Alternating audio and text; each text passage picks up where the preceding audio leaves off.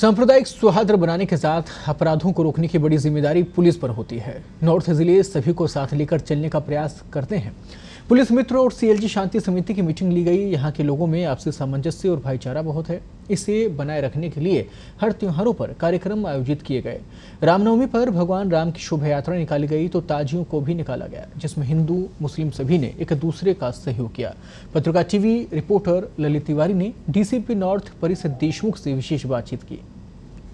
North police न केवल बदमाशों को पकड़ने का काम कर रही है बल्कि नए नए नवाचार भी कर रही है। आज हम बात करेंगे डीसीपी उत्तर परिषद देशमुख जी से और जानेंगे कि किस तरह से अपराधों पर लगाम लगाने में वो कामयाब हुए हैं।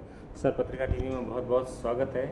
अगर भगौड़ों की बात की जाए तो नॉर्थ जिले में सबसे ज़्यादा तड़ीपार हुए हैं, सबसे ज़्यादा भगौड़ों पर कार्रवाई की हुई, तो इससे आम जनता को कितनी राहत मिली है? देखिए, इसमें दो अलग अलग चीज़ें हैं। पहला तो है कि जो आदतन अपराधी है, जो आदतन जुआरी है, आदतन शराब बेचने का आदी है या लगातार मारपीट करते आ रहा है मोहल्ले में, जिसका भय व्याप्त है, और तो ऐसे लोगों का कमिश्नरेट प्रणाली में जो मजिस्ट्रियल शक्तियाँ इस पोस्ट पे निहित हैं, उसको फास्ट ट्रैक मोड पर लगाते हुए शीघ्र से शीघ्र कार्रवाई करते हुए उनका ट्रायल जल्द से जल्द करते हुए अब तक हम लगभग 180 से ज़्यादा ट्रायल्स फिनिश कर चुके हैं और उसमें लगभग 145 लोगों से ज़्यादा लोगों को हम तड़ीपार कर चुके हैं। तड़ीपार भी हमने दूर दूर के जिलों में किया है और इसी के साथ हमने इनको एक लंबी समय अवधि के लिए भी तड़ीपार किया है, जिससे कि जब भी कोई आपराधिक तत्व अपना एरिया छोड़कर बाहर जाता है तो उस इलाके में ऑटोमेटिकली एक तो शांति हो जाती है। इसी के साथ साथ हमने लगातार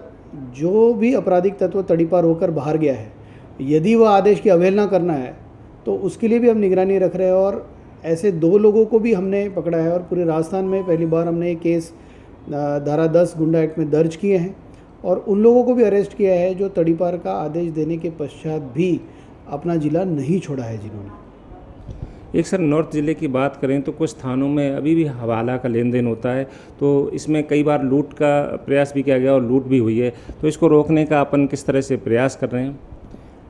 देखिए, हवाला का जो व्यापार है यहाँ पर कुछ एरिया में काफ़ी पुराने समय से होने की शिकायत मिलते रहती हैं। इसको लेके कुछ घटनाएं भी, ये बात सही है कि हुई हैं, जहाँ पे हवाला जो व्यापारी है या मान लो हवाले का जो पैसा लेके जा रहा है, उन व्यक्तियों के साथ लूट की वारदात यहाँ पे कारित हुई है। एक तरफ तो लूट की जितनी भी वारदातें हुई है उस पर पुलिस ने कड़ी मेहनत करके, चाहे वो टेक्निकल एविडेंस हो, चाहे वो ह्यूमन इंटेलिजेंस हो, इन सभी एंगल्स पे काम करते हुए उन वारदातों को खोला है, मुलजिमों को पकड़ा है और उनको सख्त से सख्त सज़ा दिलवाई है। जहाँ तक इस व्यापार की बात है, हमने कई बार इनकम टैक्स अथॉरिटीज़ को, ईडी को इसके बारे में सूचना दी है। हम अपेक्षा करते हैं कि वो समय रहते उस पर कार्रवाई करें। एक सर, अगर नॉर्थ ज़िले की बात करें तो सबसे संवेदनशील इलाके आपके क्षेत्र में ही आते हैं, तो किस तरह से जो जाब्ता भी सबसे ज़्यादा नॉर्थ ज़िले को ही मिलता है, तो किस तरह से मैनेज करते हैं और इसका कितना सदुपयोग हो पाया है? देखिए, ये अगर हम जयपुर का इतिहास देखते हैं तो एक सांप्रदायिक रूप से ये काफ़ी सेंसिटिव डिस्ट्रिक्ट है, परंतु मैं यहाँ पे आने के बाद मेरा ये अनुभव रहा कि यहाँ के जितने भी लोग हैं इनमें आपसी प्यार, आपसी सामंजस्य, भाईचारा बहुत है और हमने इसी फोर्स को, जो लोगों में प्यार है, जो लोगों में सद्भाव है, उसी को बढ़ाने के लिए, चाहे हमने पुलिस मित्र के माध्यम से बढ़ाया हो, सीएलजी शांति समिति की बार बार मीटिंग लेकर बनाया हो, ईद मिलन, होली मिलन, इस प्रकार के कार्यक्रम आयोजित करके बनाए हों, पर हमारी कोशिश थी कि जो लोगों में सद्भाव है, भाईचारा है, उसको पुलिस के साथ समन्वय के साथ जोड़ते हुए उसको और से और बढ़ाया दिया जाए। साथ ही जो पुलिस फोर्स यहाँ पर हमें मिलती है उनको हम लगातार गश्त में, सुबह दबिश में और संवेदनशील जगहों पर हम लगातार उनको डिप्लॉय करते हैं ताकि हमारी निगरानी बनी रहे और पुलिस का रिस्पांस टाइम जो है वो ऑटोमेटिकली कम हो जाए। एक सर, बीच में जो कई बार ऐसा देखने में आया कि पथराव हुए तो लोगों ने पत्थर छत पे रख रखे थे, तो इस तरह की जो अपन ने एक मुहिम भी चलाई थी कि कोई इस तरह से माहौल को ना बिगाड़े, उसके लिए अपन को कितनी सफलता मिली? देखिए, ये बात सही है कि कई बार ये जानकारी मिलती थी कि भाई लोगों ने छतों पर पत्थर इकट्ठा कर रखे। इसके लिए हमारा लगातार ड्रोन सर्वे चलता रहता है। सेंसिटिव टाइम पे इसकी फ्रीक्वेंसी हम बढ़ा देते हैं और ड्रोन पेट्रोल के साथ फुट पेट्रोलिंग भी लगातार चलती है ताकि हम ग्राउंड से भी जैसे कोई इनपुट मिलता है उसको चेक करें और फिजिकली भी हम वेरीफाई करें। ये नहीं हो कि छत के नीचे वाले कमरे में ही छुपाया हो। तो फुट पेट्रोल और ड्रोन पेट्रोल ये दोनों को ही हम साथ में मिला के लगातार हम सर्वे करते रहते हैं और हम ये लगातार ध्यान में रखते हैं और लोगों से भी हम अपील करते हैं कि इस प्रकार का कोई भी गतिविधि भी अगर आपकी नज़र में है, जानिब में है, तो हम इसे शेयर करें। एक सर, नॉर्थ ज़िले की बात करें तो वहाँ जौहरी बाज़ार भी है, परकोटा है, पूरा सभी जगह। तो बीच में कई वारदातें भी हुई, जैसे चैन तोड़ने की और पर्स छीनने की।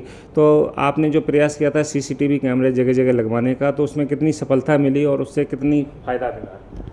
देखिए, आज के ज़माने में सीसीटीवी कैमरास एक तरह से परमानेंट हमारी नज़र है उस जगह पर जहाँ भी ये लग जाते हैं।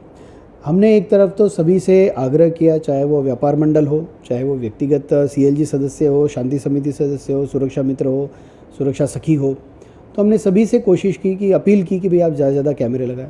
दूसरा, हमने इंटीग्रेशन करवाया, जैसे कि नगर निगम के कैमरे जो स्मार्ट सिटी प्रोजेक्ट के अंतर्गत लगे थे, उसका डिस्प्ले केवल नगर निगम में था और अभय कमांड का डिस्प्ले अभय कमांड में था। तो हमने इसमें जो टेक्निकल खामियां थी, एक छोटी मोटी बातचीत करके, और मैं धन्यवाद भी देना चाहूँगा नगर निगम कमिश्नर साहब को और उनकी पूरी टीम को कि उन्होंने भी इसमें सहयोग करते एक विशेष फाइबर लाइन डलवाते हुए अब हम अभय कमांड सेंटर पे ही स्मार्ट सिटी के भी और अभय कमांड के भी कैमरेज हम तुरंत देख पाते हैं। और इसी का नतीजा रहता है कि कोई भी संगीन वारदात हो जाती है तो हम तुरंत उसका कैमरे के रूप में उसका पीछा कर सकते हैं, हमारी नज़र वहाँ पे रहती है। दूसरा, इन कैमरेज के स्ट्रक्चर को हम इवनिंग पेट्रोल में भी यूज़ करते हैं, हमारी खुद की जो पेट्रोल जाती है उसको चेक करने में भी लेते हैं। तो इसका एक मल्टीपल यूज़ है और हमारी सभी से अपील रहती है कि सभी लोग अपनी सुरक्षा के नाते ज़्यादा से ज़्यादा कैमरे लगवाएं। एक सर, कमिश्नरेट की ओर से आदेश जारी हुए थे कि सभी थाना अधिकारी पैदल गश्त करें, और आपने भी एक आदेश निकाला था कि सभी को जो नाइट गश्त के दौरान भी और उससे पहले भी एक बार गश्त करनी चाहिए, पैदल गश्त जो कही जाती है। तो उसमें कितनी सफलता मिल रही है? और देखने में आ रहा है कि लोग कह रहे थे कि अब कम हो गई है, तो उसको कितना? अरे, इवनिंग गश्त तो लगातार बढ़ी है और उल्टा इवनिंग गश्त की क्वालिटी भी हमने अभी बढ़ाई है। इवनिंग गश्त को नॉर्थ के एरिया में हम 2-3 तरीके से इस्तेमाल करते हैं। पहला, इवनिंग गश्त में ही जो उस मोहल्ले के व्यक्ति है उनको टच करना, उनसे बात करना, ताकि हमारा और पब्लिक का जो लाइजन है वो लगातार बना रहे। उसी के साथ साथ कुछ एरियाज़ हमने चिन्हित किए जहाँ पर शरारती तत्व, आपराधिक तत्व बैठ के, कोई ऐसी जगह है कि जहाँ पे नशा करने के नाम पर बदनाम है, कोई ऐसी जगह है जहाँ पर लोग बैठकर दारू पीते हैं या बदमाश इकट्ठा होते हैं, तो उन जगहों को हम लगातार चेक करते हैं। तीसरा, जो भी हमने वांटेड क्रिमिनल्स की एक लगातार लंबी सूची बनाई हुई है, इवनिंग गश्त में हम कोशिश करते हैं कि हम वो भी करें। और इसी के साथ साथ जो MV एक्ट की कार्रवाई है या शराब पीकर वाहन चलाने की कार्रवाई है, ये सब हम टारगेट देते हैं जिनको हम रैंडमली चेंज करते रहते हैं, किसी दिन ये कर लिया, किसी दिन ये कर लिया। एक सर, आखिरी सवाल कि अगर नॉर्थ ज़िले की बात की जाए तो सबसे ज़्यादा यहाँ जो बाल श्रम होता है उसमें काम करवाया जाता है और सबसे ज़्यादा कार्रवाई भी यहाँ देखने को मिलती है। तो अपन को जो बाल श्रम रोकने के लिए कितनी सफलता मिल रही है और मानव तस्करी यूनिट कैसा काम कर रही है? देखिए, मानव तस्करी यूनिट थाने के सभी स्पेशल जुवेनाइल पुलिस ऑफिसर्स और इस क्षेत्र में काम कर रही विभिन्न NGOs, इन सबके साथ में मिलकर हम लगातार ये कार्रवाई करते आ रहे हैं। एक तो चूड़ी कारखाने में लेकर एक साड़ी पे आरी तारी के काम में, ये 2 ऐसे बिज़नेस ईयरमार्क्ड हमने किए हैं कि जहाँ पर बाल श्रम चलता है। हमने कई लोगों से अपील की, अभी रिसेंटली हमने सभी व्यापारियों से बैठक करके उन्हें भी उनका सामान कहाँ से आ रहा है और वो चाइल्ड लेबर फ्री है, ये एक बोर्ड लगाने के लिए हमने उन्हें प्रेरित किया कि भाई आप भी बोर्ड लगाएं।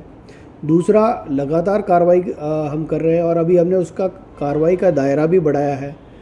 घर मालिक को भी हम पूछताछ करते हैं कि भाई अगर आपकी नॉलेज में, तो उन्हें भी मुलजिम रख रहे हैं। जो भी इस बैकवर्ड चेन में आरोपी है कि जिसने ये लाया, जिसने पैसों का ट्रांजैक्शन किया, उन सभी को हम मान रहे हैं। दुकान सीज की भी अब हम कार्रवाई करेंगे कि ताकि जहाँ पर ये बाल श्रम का माल जा रहा है उस माल को भी हम सीज करेंगे, ताकि ये एक मैसेज जाना चाहिए, बाल श्रम को हम पूरी तरह से यहाँ से समूल नष्ट करना चाहते हैं। तो ये थे हमारे साथ DCP नॉर्थ परेश देशमुख जी, जो बता रहे थे कि बदमाश कितना भी सातुर हो लेकिन उसको बख्शा नहीं जाएगा। कैमरामैन संजय शर्मा के साथ ललित तिवारी, जयपुर।